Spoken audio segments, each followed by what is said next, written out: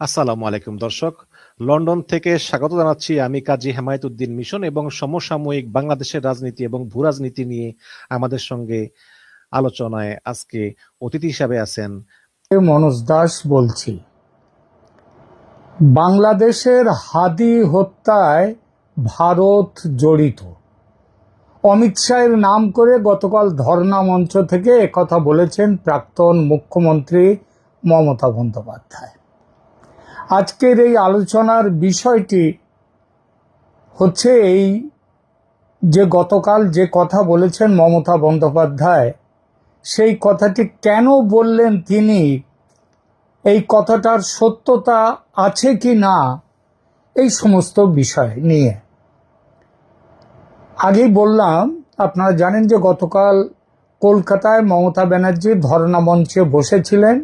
তার ভ্রাতুষ্পুত্র তার অভিষেক বন্দ্যোপাধ্যায়, তার উপরে তিনি সোনারপুরে যাওয়ার পরে তার উপরে কিছু ডিম ছোড়া হয়েছে, দু একটা জুতোও ছোড়া হয়েছে কিছু। এইসব নিয়ে তিনি আহত হয়েছেন, তাকে নাকি মেরে ফেলার প্ল্যান হয়েছিল। এই বিষয়টা নিয়ে তিনি ধর্নায় বসেছিলেন। কিন্তু ধর্নায় বসুন, ঠিক আছে, ধর্নায় বসার অধিকার তার আছে, তিনি ধর্নায় বসুন। কিন্তু এই ধর্না মঞ্চ থেকে তিনি এমন এক বিস্ফোরক মন্তব্য করেছেন যা শুধু পশ্চিমবঙ্গ নয়, ভারত বাংলাদেশ সম্পর্ক, কেন্দ্র রাজ্য সম্পর্ক, এমনকি সবচেয়ে বড় কথা রাজনৈতিক নৈতিকতার প্রশ্ন নতুন করে সামনে এনে দিয়েছে। অভিযোগটা কি? দাবি করা হয়েছে বাংলাদেশে ওসমান হাদির যে হত্যাকাণ্ড ঘটেছিল সেই হত্যাকাণ্ডে ভারত জড়িত, এবং এই খবরটি বাংলাদেশ ভারত সর্বত্র বিভিন্ন পত্রপত্রিকায় খবর উদ্ধৃত করেছে। তিনি শুধু ভারত জড়িত বলেই থামেননি, তিনি অমিত শাহের নাম করে বলেছেন যখন পশ্চিমবঙ্গের সিআইডি বনগাঁ সীমান্তের কাছে এই হত্যাকাণ্ডে অভিযুক্ত দুই ব্যক্তিকে গ্রেপ্তার করেছিল, তখন নাকি ভারতের স্বরাষ্ট্রমন্ত্রী অমিত শাহ ফোন করে সেই খবর চেপে রাখতে বলেছিলেন তাকে। আর এই অভিযোগ করেছেন এমন এক ব্যক্তি যিনি নিজেই গত 15 বছর ধরে পশ্চিমবঙ্গের মুখ্যমন্ত্রী ছিলেন। এখন প্রশ্ন হচ্ছে এই বক্তব্যের অর্থ কি, কেন বললেন? এটা কি সত্যি কোনো ভয়ঙ্কর গোপন তথ্য ফাঁস করলেন তিনি, নাকি এটা নিছক রাজনৈতিক নাটক, নাকি তার থেকেও বড় কিছু, একটি নির্দিষ্ট ভোট ব্যাংক ও মানসিক পরিসরে নিজের অবস্থান পুনর্গঠনের চেষ্টা? প্রথমেই একটা কথা পরিষ্কার করে নেওয়া দরকার, এটা বড় অভিযোগ, খুব বড় অভিযোগ। এত বড় অভিযোগ প্রমাণ ছাড়া করা অত্যন্ত গুরুতর বিষয়, কারণ এখানে শুধু একজন রাজনৈতিক প্রতিদ্বন্দ্বীর বিরুদ্ধে কথা বলা হচ্ছে না, এখানে ভারতের স্বরাষ্ট্রমন্ত্রীর নাম জড়িয়ে বলা হচ্ছে তিনি নাকি একটি হত্যাকাণ্ডে জড়িত তথ্য চেপে রাখতে বলেছিলেন। যদি এই অভিযোগ মিথ্যে হয় তাহলে এটি দেশের অন্যতম গুরুত্বপূর্ণ সাংবিধানিক পদে থাকা একজন ব্যক্তির বিরুদ্ধে অত্যন্ত দায়িত্ব জ্ঞানহীন, বিপজ্জনক এবং বিভ্রান্তিকর মন্তব্য করেছেন। আর যদি অভিযোগ সত্যি হয় তাহলে কিন্তু প্রশ্ন আরো ভয়ঙ্কর, ভয়াবহ। তাহলে এতদিন চুপ ছিলেন কেন আপনি, শ্রীমতী মমতা বন্দ্যোপাধ্যায়? তখনই কেন বিষয়টিকে জনসমক্ষে আনলেন না? আর ভোটের আগে এই বিষয়টা ব্যবহার করলে তো আপনার ওই দুধেল গাই ভোট তো আপনার পক্ষেও যেত এবং বাংলাদেশ থেকেও তুমুল সমর্থন পেতেন। তদন্তকারী সংস্থা, আদালত বা সংবিধান সম্মত কোনো ফোরামের সামনেই বা বিষয়টি তুললেন না কেন? অর্থাৎ দুই অবস্থাতেই প্রশ্ন ওঠে, তীব্র প্রশ্ন। অভিযোগটি মিথ্যে হলে এটি রাজনৈতিক উদ্দেশ্য প্রণোদিত, আর সত্যি হলেও এটি এমন এক তথ্য যা বেশ কয়েক মাস গোপন রেখে এখন রাজনৈতিক মঞ্চে ছোড়া হচ্ছে, সেটাও নিজের দায়িত্ব জ্ঞানহীনতার প্রমাণ। কারণ রাষ্ট্র, তদন্ত, সীমান্ত, আন্তর্দেশীয় অপরাধ এসব কোনো ধর্ণা মঞ্চের বক্তব্যের বিষয় নয়, হতে পারে না। এগুলো প্রাতিষ্ঠানিকভাবে সামলানোর বিষয়। তিনি মন্ত্রগুপ্তির শপথ নিয়ে এসে এই খবর ফাঁস করছেন, একটা মিথ্যে খবর এইভাবে বলছেন। সত্যি হলেও বলি, এই কথাগুলো বলছেন একটি ধর্ণা মঞ্চে, এটা তার মন্ত্রগুপ্তির শপথের ভঙ্গ। এখানে আরেকটি গুরুত্বপূর্ণ দিক আছে। একজন মুখ্যমন্ত্রী বা প্রাক্তন মুখ্যমন্ত্রী যখন সংবেদনশীল অপরাধ তদন্ত, কেন্দ্রীয় স্বরাষ্ট্রমন্ত্রীর ফোন কল, সীমান্ত এলাকা গ্রেপ্তারি, এসব প্রসঙ্গ জনসভা বা ধর্ণা মঞ্চে তুলে ধরেন, তখন তিনি শুধু রাজনৈতিক বার্তা দেন না, তিনি রাষ্ট্রীয় প্রক্রিয়ার ওপরেও প্রশ্ন তুলে দেন। এর ফলে সাধারণ মানুষের কাছে কি বার্তা যায়? বার্তাটা যায় ভারতের তদন্ত, নিরাপত্তা, প্রশাসনিক স্তর সবকিছুই একটা রাজনৈতিক ষড়যন্ত্রের অংশ। এই ধারণা যদি প্রমাণ ছাড়া ছড়ানো হয়, তাহলে তা দেশের প্রতিষ্ঠানকে দুর্বল করে, মানুষের আস্থা নষ্ট করে, আর আন্তর্জাতিক স্তরেও ভারতের ভাবমূর্তিকে ক্ষতিগ্রস্ত করে, ভীষণভাবে ক্ষতিগ্রস্ত করে। এখন আসি রাজনৈতিক উদ্দেশ্যের প্রশ্নে। কেন এই কথা বললেন মমতা ব্যানার্জি? কেন ধর্ণা মঞ্চ থেকে বলা হলো? এর উত্তর খুঁজতে গেলে পশ্চিমবঙ্গের রাজনীতির বাস্তবতা দেখতে হবে। পশ্চিমবঙ্গে দীর্ঘদিন ধরে এক ধরনের রাজনৈতিক বয়ান তৈরি করা হয়েছে। দিল্লি একদিকে, বাংলা আর একদিকে, কেন্দ্র একদিকে, রাজ্য আর একদিকে।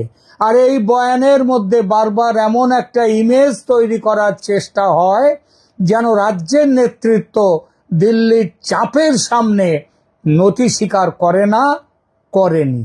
এই বক্তব্য সেই পুরনো রাজনৈতিক স্ক্রিপ্টের সঙ্গেই মিলে যায়। বার্তাটা খুব সূক্ষ্মভাবে এমন তিনি দিতে চাইছেন, দেখুন, আমি দিল্লির কথাও শুনিনি, আমি আলাদা, আমি প্রতিবাদী, আমি আপনাদের পক্ষে, তাই আজকে এই কথাটা ফাঁস করে দিলাম। এই আপনাদের মধ্যে কারা আছে? আপনাদের বলতে কাদের উদ্দেশ্যে তিনি বলছেন?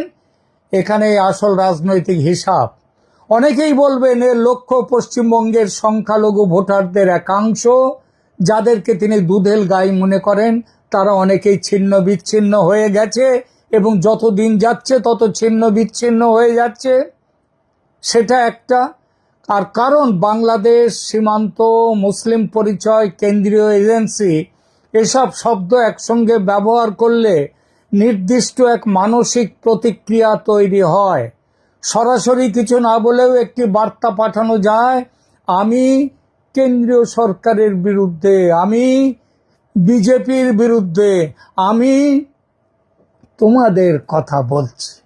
এটা সরাসরি সাম্প্রদায়িক ভাষণ নয়, কিন্তু রাজনৈতিক সংকেত হিসেবে সাম্প্রদায়িক ভাষণের থেকে আলাদা কিছু নয়, এবং অত্যন্ত কার্যকর ভেবেই তিনি এই চালটা ছাড়লেন। বিশেষ করে যখন কোনো নেতৃত্ব মনে করে যে তার ঐতিহ্যগত সমর্থন ভিত্তি নড়বড়ে হয়ে যাচ্ছে, তখন সেই নড়বড়ে সমর্থন ভিত্তিকে আরো শক্ত করার জন্য তিনি এসব কথা বলেন। আরও একটি স্তর আছে। এই ধরনের বক্তব্য সীমান্তের ওপারেও খুব মন দিয়ে শোনা হয়, দেখা হয়, বিচার করা হয়। বাংলাদেশে যারা ভারতের ভূমিকা নিয়ে আগে থেকেই সন্দিহান বা ভারত বিরোধী বয়ান ছড়াতে আগ্রহী, তারা এমন মন্তব্যকে লুফে নিয়ে হাতিয়ার বানাবে। তারা বলবে এবং বলতে শুরু করেছে যে দেখুন, ভারতের ভেতরের এক বড় নেতাই তো বলছেন এই কথা। তিনি কে? পশ্চিমবঙ্গের মুখ্যমন্ত্রী।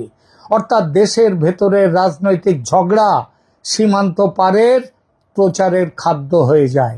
সেটাই সবচেয়ে বিপজ্জনক, কারণ এখানে অভ্যন্তরীণ রাজনীতি আন্তর্জাতিক প্রোপাগান্ডার উপাদানে পরিণত হচ্ছে।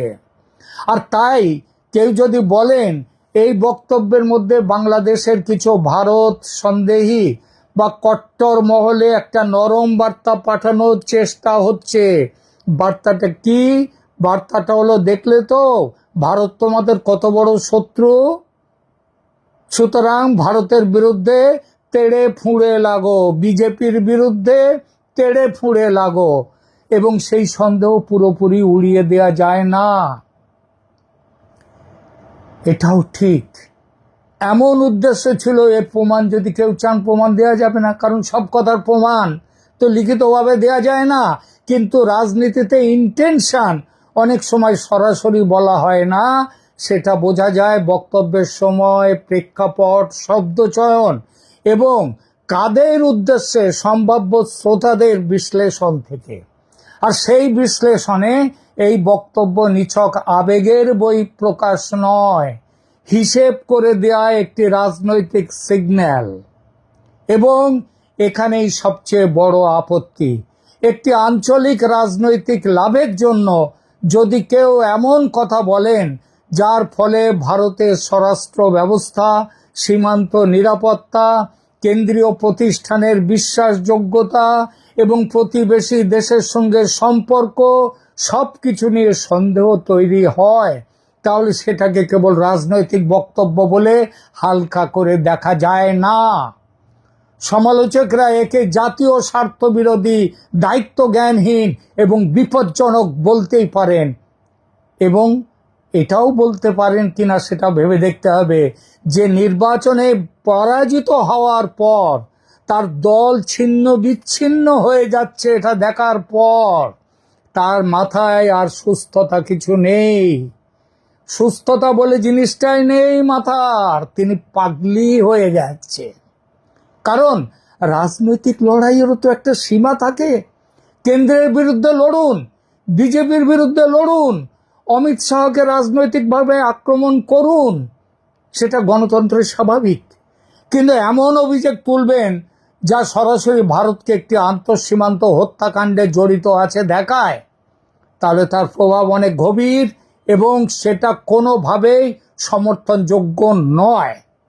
এবং যারা এইভাবে কথা বলে, তা সে প্রাক্তন মুখ্যমন্ত্রী হোক, 15 বছরের মুখ্যমন্ত্রী হন, আর তিনি একজন নারী হন, তাকে বলতেই হবে তিনি একজন পাগলি, এবং পাগলি শুধু নয়, জ্ঞান পাপী, এবং তিনি বিদেশি শক্তির হাতে খেলছেন। এখানে আরো একটি অসঙ্গতি আছে। যদি সত্যি এমন ফোন এসে থাকে, তাহলে সেটা তো নিজেই অপরাধ বা অনৈতিক প্রভাব খাটানোর অভিযোগ। সেক্ষেত্রে একজন দায়িত্বশীল, তা সে অমিত শাহ, সে প্রভাব খাটাতে যদি যান, তাহলে একজন দায়িত্বশীল মুখ্যমন্ত্রীর কাজ ছিল সেই ফোনটাকে নথিভুক্ত করা, কেন্দ্রকে লিখিতভাবে জানানো আপনি এমন কথা বললেন, কেন ফোন দিয়েছেন, অন্তত কেন না বলেও এটা বলা যায় আপনি ফোনে এইটা জানিয়েছেন, আমরা দেখে নেব বিষয়টা। কিংবা তিনি আইনি পদক্ষেপ নিতে পারতেন, অন্তত প্রশাসনিকভাবে একটা রেকর্ড তো রাখতে পারতেন। কিন্তু তা না করে এতদিন পর, কয়েক মাস পর রাজনৈতিক সংকটে পড়েছেন যখন, তখন জনগণের আবেগ উত্তপ্ত করবার ইচ্ছায়, সেই চেষ্টায় এই কথা বললে স্বাভাবিকভাবেই মানুষ ভাববে এটা কি সত্যি তথ্য, নাকি এটা একটি নির্বাচিত সময়ে ব্যবহৃত একটি রাজনৈতিক মিথ্যা। সবশেষে কথাটা খুব সরল, এই বিতর্কে দুইটি সম্ভাবনা আছে। এক, অভিযোগটি ভিত্তিহীন, তাহলেও এটা ভয়ঙ্কর রাজনৈতিক অপপ্রচার। আর দুই, অভিযোগে যদি সত্যতাও থাকে, তাহলে এতদিন বিষয়টি চেপে রেখে এখন রাজনৈতিক মঞ্চে তোলা, সেটাও সমানভাবে অন্যায়, প্রশ্নবিদ্ধ। দুই দিক থেকেই বক্তব্যদাতার রাজনৈতিক সততা, প্রশাসনিক দায়িত্ববোধ এবং সাংবিধানিক আচরণ সব কিছু নিয়ে প্রশ্ন উঠবে। মনে রাখবেন, তিনি গিয়ে ওই নবান্নে এমনিতে গিয়ে বসেননি, তার আগে সংবিধানের নামে শপথ করেছেন, মন্ত্রগুপ্তির শপথ, দায়িত্ববোধের শপথ। ভারতের রাজনীতিতে মতভেদ থাকবে, সংঘাত থাকবে, তীব্র ভাষাও থাকবে, কিন্তু রাজনৈতিক লড়াই আর রাষ্ট্রীয় দায়িত্ব, এই দুইয়ের সীমারেখা যদি কেউ মুছে দিতে শুরু করেন, তখন ক্ষতি শুধু একটি দলের হয় না, ক্ষতি হয় দেশের। আর তাই এই বক্তব্যকে শুধু আর একটা রাজনৈতিক বক্তব্য বলে হালকা ভেবে উড়িয়ে দিলে ভুল হবে, পাপ করা হবে। এটা আসলে দেখিয়ে দিল ক্ষমতা টিকিয়ে রাখা বা সমর্থন ধরে রাখার তাগিদে মমতা ব্যানার্জির মতো এক নেত্রী কত নিচে নামতে পারেন, কত নিচে। সেই পথ যদি দেশের বিরুদ্ধে সন্দেহ, অবিশ্বাস ও বিভাজনের বীজ বপন করে, তাহলে জনগণের উচিত এর জন্য চরম ভাষায় তার নিন্দা করা। মমতা ব্যানার্জি ফাঁকা মাঠে এমনিতে খেলছেন না। গত 15 বছর ধরে তিনি দালালি করে এসছেন বিদেশি শক্তির। পশ্চিমবঙ্গকে ভারত থেকে বিচ্ছিন্ন করা, বাংলাদেশের সাথে জুড়ে দেওয়ার একটা প্ল্যান, পরিকল্পনা, সেইটা প্রতিষ্ঠা করার চেষ্টা করে গেছেন। ধিক মমতা, ধিক। এবং বলতেই হয় ছি। ধন্যবাদ।